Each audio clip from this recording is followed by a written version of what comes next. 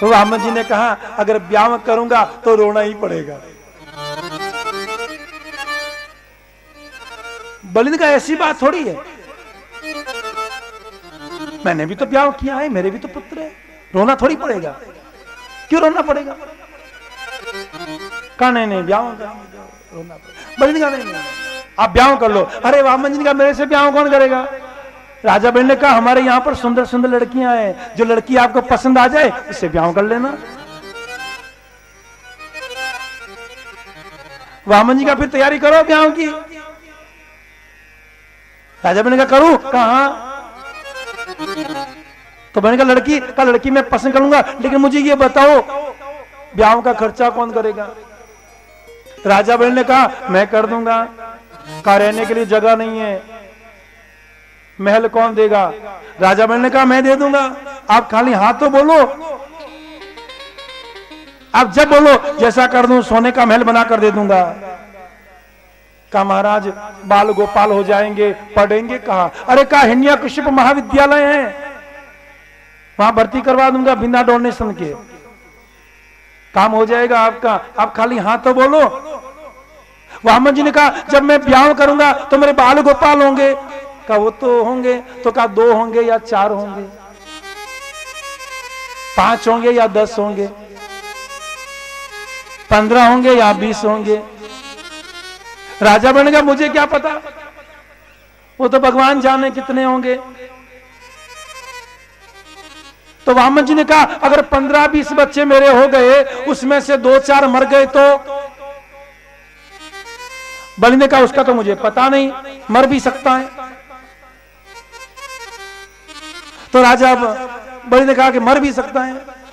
तो वामन जी ने कहा जब मेरे बच्चे मरे तो आप रोने के लिए आ जाना। राजा बलि ने कहा ब्याह आप करो, बच्चे आपके हो, और रोने के लिए मैं आऊं? ना ना ना, मैं तो रोने के लिए नहीं आऊंगा। तो वामन जी ने कहा मैं तो पहले ही कहा था ब्याह करेंगे तो रोना पड़ेगा, छोड़ो ब्याह नहीं करना है हमें, बस दर्शन हो गया यज्ञ का, मैं तो जा रहा हूं। बलि ने कहा नहीं नहीं नहीं, बैठो बैठो बैठो, आप जाओ मत, आप बैठो। मन में विचार कर रहे हैं बलि कि कितना मुश्किल से मनाया, लेकिन मना कर दिया। कहा महाराज कुछ तो आप ले लो। कहा नहीं। वामन जी ने कहा कुछ अगर मैं लूंगा तो मुझे कष्ट होगा। बलि ने कहा अगर आप नहीं लोगे तो मुझे कष्ट होगा, मैं चाहता हूं आप यहां आए हैं कुछ लेकर जाए। वामन जी ने कहा ज्यादा मांगना खराब बात है। बलि ने कहा जो आपकी इच्छा हो वो मांग लो। एक काम करो, मेरे पास 50,000 गांव हैं, 5 गांव आपके नाम कर दूं? अगर आप कहो तो 5 गांव मैं आपके नाम कर देता हूं। वामन जी ने कहा नहीं, मुझे कुछ भी नहीं चाहिए। एक बार तुम 5 दोगे, कल 50 का मन बनेगा, परसों 500 का मन बनेगा, फिर 5,000 का मन बनेगा, लोभ बढ़ता जाएगा। नहीं मुझे नहीं चाहिए। फिर भी बलि ने हाथ जोड़ा, कहा महाराज कुछ तो मांगो। बलि ने प्रेम से कहा किम दियताम, क्या दूं आपको? वामन जी ने कहा ठीक है भैया तेरा ज्यादा ही मन है तो दे दे। का क्या? का मेदिनी। का मेदिनी, पृथ्वी चाहिए? कहा? बैल ने कहा का मात्रा, कितनी दूं? वामन जी ने कहा मम विक्रम त्रियमिदम, मैं मेरे पांव से नापूं 3 पग दे दे। हाथ जोड़ा राजा बैल ने कहा 3 पग मांग रहे हो? एक बात बताऊं, 3 पग में आपका आसन भी नहीं लगेगा, छोटे छोटे पांव हैं आपके, 3 पग में क्या होगा? आप तो मांगना भी नहीं आता। अरे आप राजा बलि के दरबार में खड़े हो, क्या मांग रहे हो? एक काम करूं मैं नाप लूं 3 पग? वामन जी ने कहा नहीं, तू नापेगा तो फिर मेरा काम कैसे होगा? बलि ने कहा मैं नाप लूं? कहा नहीं नहीं नहीं नहीं, कहा मैं नापू? कहा नहीं नहीं। वापिस बिठा दिया वामन जी को। वामन जी बैठ गए और सुखदेव जी वर्णन करते कि राजन आज चलने के लिए आ गया। मन में भगवान विचार कर रहे हैं 3 पग देखकर देख लेना त्रिलोकी का नाथ बन रहा है। जहां पर पास में खड़े थे शुक्राचार्य जी। शुक्राचार्य जी आ गए राजा बलि के पास और बलि को लेकर गए कोने में और कहा छोड़ना, किसके चक्कर में फंस गया। अरे राजा बलि कहा रुको रुको मुझे बात करने दो। राजा बलि वापिस आ गए, आकर कहा वामन जी को कि महाराज आपको जहां से चाहिए नाप लो, सब हमारा है, जहां जहां आपकी नजर जाती है पूरा क्षेत्र पूरा गांव मेरा ही है, जहां आपकी इच्छा हो वहां नाप लो। वामन जी ने कहा भैया दान करता है कि मजाक करता है। कहा क्यों? कैसे दान करते हैं क्या? कैसे का क्या मतलब? कहा भैया हाथ में जल लो, हाथ में चावल लो, सुपारी लो, पुष्प लो, दक्षिणा लो और उसके बाद संकल्प करो, फिर दान करो। दान का नियम है। अरे शुक्राचार्य ने बुलाया राजा बलि को कि यहां का क्या हुआ? अरे कहा छोड़ो, जिसको तुम वामन पकड़ रहे हो वो बावन नहीं है, वो 53 है, वो छलिया है, वो देवताओं की कार्य सिद्धि के लिए आए हैं। छोड़ दो, कह दो हमारी कोई बात नहीं हुई। अरे इतना छोटा बच्चा समझता है कि संकल्प करो, ये करो, वो करो, छोड़ो छोड़ो नहीं करना। राजा ने कहा नहीं नहीं नहीं, मैं दूंगा जरूर, मैं दूंगा जरूर। मेरे यहां पर आया है, बड़े त्रिलोकी का नाथ होगा, भले देवताओं के लिए नारायण होगा, लेकिन मेरे यहां तो भिखारी बनकर आया है। अगर लूटने आया है तो कोई बात नहीं, मैं लूट के खुश हो जाऊंगा, लेकिन दान तो दूंगा। शुक्राचार्य ने बहुत समझाया लेकिन नहीं। यहां आ गए वामन जी।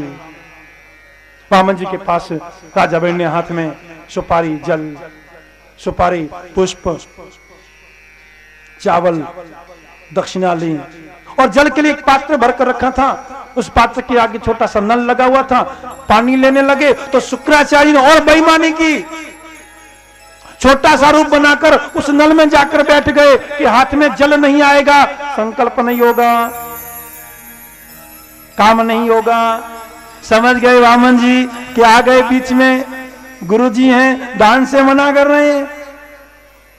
आसन में से एक तिनका निकाला, कुस्सा का आसन था, कुस्सा निकाली और नल में डाली और शुक्राचार्य जी एक आंख फूटी, शुक्राचार्य जी वहां से भागे, एक आंख फोड़ दी शुक्राचार्य जी की, हाथ में जल आ गया।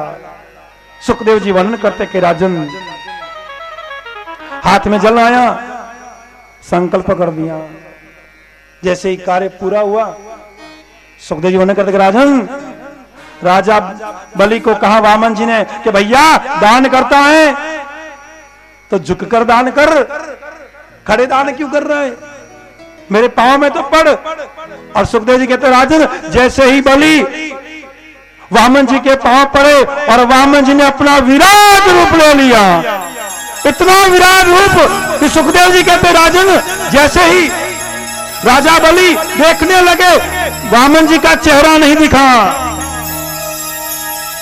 सुखदेव जी वर्णन करते कि राजन क्या बताऊं हमारे गोविंद की बात, मुंह ऊपर किया लेकिन गोविंद दिखे नहीं, भगवान का मुंह दिखाई नहीं दिया। तीन लोगों के पार करके परमात्मा का चरण ब्रह्मलोक में पहुंचा।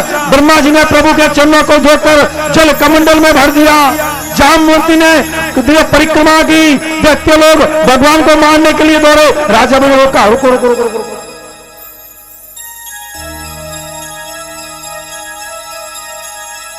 वामन जी के भैया एक पांव के अंदर तो मैंने तेरे दोनों लोक नाप लिए, दूसरे पांव में दिशाएं आकाश और तीसरा लोक नाप दिया। भैया 3 पांव का बोला था, 2 पांव ही हुए हैं, तीसरा पांव कहां रखूं? 3 पग देने का कहा था, देते मारने के लिए दौड़े। बलि ने कहा नहीं नहीं नहीं, हमारे आपस का मामला है, मारो मत। यहां पर राजा बलि की बेटी रतनमाला खड़ी थी, जो पहले सोच रही थी मेरा पुत्र होता तो दूध पिलाती, अब सोच रही है मेरा पुत्र होता तो मार डालती। 2 भाव जागे, पहला जागा दूध पिलाती, दूसरा जागा मार दूंगी। भगवान ने गरुड़ जी को आदेश दिया, गरुड़ जी ने राजा बलि को बांध दिया। बलि हाथ जोड़कर खड़े हैं। भगवान ने कहा तीसरा पग कहां रखूं? राजा बलि ने हाथ जोड़ा, का जान गया हूं आप कोई वामन नहीं हो, आप 53 ही हो, आप ही साक्षात नारायण हो, लेकिन भगवान एक बात बताइए, धन बड़ा या धन का मालिक बड़ा? वामन जी ने कहा धन बड़ा नहीं, धन का मालिक बड़ा। तो कहा मालिक तो मैं ही हूं, आप एक काम करो, आपका तीसरा पांव मेरे सिर के ऊपर रख दो। सुखदेव के राजा बलि ने जैसे ही कहा तो वामन जी ने अपना पांव राजा बलि के सिर के ऊपर रखा। सुखदेव जी कहते राजन, आज नारायण की आंखों में आंसू आ गए। नारायण विचार कर रहा था, आया था मैं छलने के लिए, लेकिन राजा बलि ने मुझे छल लिया, अपने सिर पर मेरा पैर रखा दिया। बलि हाथ जोड़कर खड़े हैं। आचार्य सुखदेव जी महाराज कहते राजन, तीसरा पांव बलि के मस्तिष्क पर रखा, मन में विचार कर रहे हैं, गोविंद आज लूट लिया मुझे। नारायण का बलि, तेरी यह समर्पण से मैं प्रसन्न हुआ, मैं मेरी मर्जी से तुम्हें सूतल लोक देता हूं, आज से तुम सूतल लोक में राज्य करोगे। बलि ने कहा ठीक है महाराज, का और कोई मनोकामना? मेरी मर्जी से मैंने तुझे सूतल लोक दिया, लेकिन तेरे मन की और कोई कामना हो तो मुझे बता दे। राजा बलि ने कहा महाराज एक कामना है। का क्या कामना है? का महाराज जब मैं सूतल लोक से बाहर जाऊं और सूतल लोक के अंदर आऊं तो महाराज मुझे आपके दर्शन हो। राजा बलि ने कहा दर्शन हो? वामन जी का दर्शन हो? कहा हाँ, जब मैं बाहर जाऊं और जब वापिस आऊं तो मुझे आपके दर्शन हो। तो हमारे भगवान ने कहा इसका मतलब मैं तुम्हारा गोरखा बन जाऊं, मैं तुम्हारा द्वारपाल बन जाऊं, मैं तुम्हारा चौकीदार बन जाऊं, मैं तुम्हारा वॉचमैन बन जाऊं? कहा महाराज ऐसा तो मैंने कहा नहीं, मैंने तो ये कहा जब मैं जाऊं और जब मैं आऊं तो मुझे आपके दर्शन हो। सुखदेव जी कहते राजन, नारायण द्वारपाल बनकर खड़े हो गए। घर पर नहीं गए, नारद जी मिले लक्ष्मी से, लक्ष्मी परेशान कि घर से गए हैं आए नहीं। नारद जी ने कहा घर पर लक्ष्मी की कमी हो गई थी, पैसों की तंगी हो गई थी। कहा क्यों? कहा सूतल लोक में द्वारपाल बने हुए हैं, घर पर महीने का पगार आया नहीं, पैसे भेजे नहीं। कहा और लक्ष्मी ने कहा द्वारपाल? कहा चपरासी बनकर खड़े हैं सूतल लोक में। लक्ष्मी आई, नारद जी ने युक्ति बताई, लक्ष्मी महारानी आई। राजा बलि के दरबार में सूतल लोक में बलि को प्रणाम किया। बलि ने पूछा देवी आप कौन? लक्ष्मी जी महारानी ने कहा कि मैं आई हूं, मैं चाहती हूं आप मेरे भाई बन जाओ। बलि ने कहा ठीक है रक्षा बांध दो। राखी बांधी राजा बलि के। बलि प्रसन्न हुए। बलि ने कहा मेरी कोई बहन नहीं थी, आप मेरी बहन बन गई। अरे आपने मुझे भाई बना दिया, जो चाहिए ले लो, सूतल लोक मेरे पास में है, अगर आप कहो आपको दे दूं। लक्ष्मी ने कहा नहीं सूतल लोक नहीं चाहिए। कहा क्या चाहिए? आप बहना हो, मैं भाई हूं, रक्षा बांधी है, मेरा देने का फर्ज बनता है, जो आप कहो वो दे दूं। लक्ष्मी जी महाराज ने हाथ जोड़ा, कहा आपके बाहर जो द्वारपाल खड़े हैं उसको दे दो। राजा बलि ने कहा द्वारपाल?